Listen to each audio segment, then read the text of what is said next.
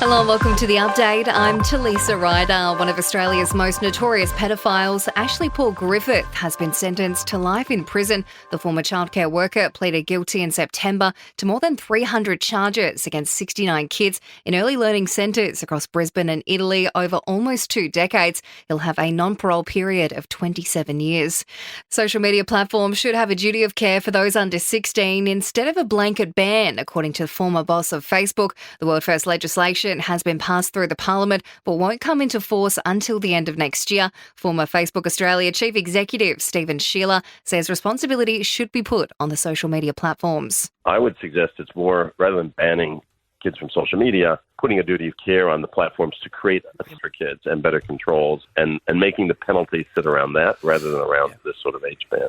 The Federal Gov says it'll consult with the opposition to decide who should make up the new Reserve Bank boards. Legislation has passed which will see the RBA have one board responsible for setting interest rates and another looking after day-to-day running of the bank. The opposition did not support the legislation, claiming both boards are likely to be stacked with Labor-aligned members. Treasurer Jim Chalmers says that's not the case. We will appoint first-class, first-rate people to both of the new boards of the Reserve Bank.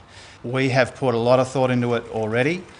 We will consult with the opposition in good faith, as we're obligated to do.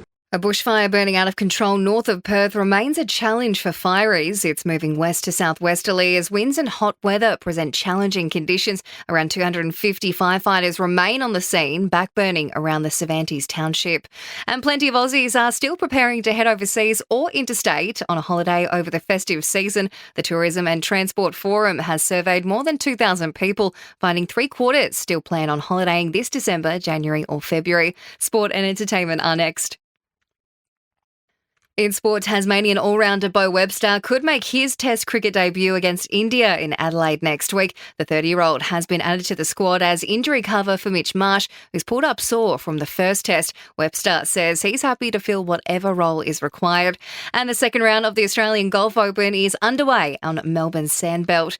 In entertainment news, Ben Affleck and Jennifer Garner have come together for a good cause. The former couple, who were married from 2005 to 2015, reuniting to help serve Thanksgiving meals to homeless individuals and families in Los Angeles.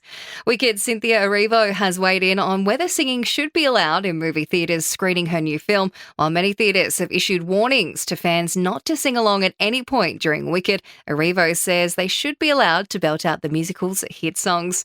And Kendall Jenner has debuted a brand new hairdo, the supermodel ditching her blonde locks for a chin-length brunette bob during an appearance at the Forward and Revolve holiday shop at the Grove event in Los Angeles. And that's the latest from the Nova Podcast newsroom. We'll have another episode of The Update for you tomorrow.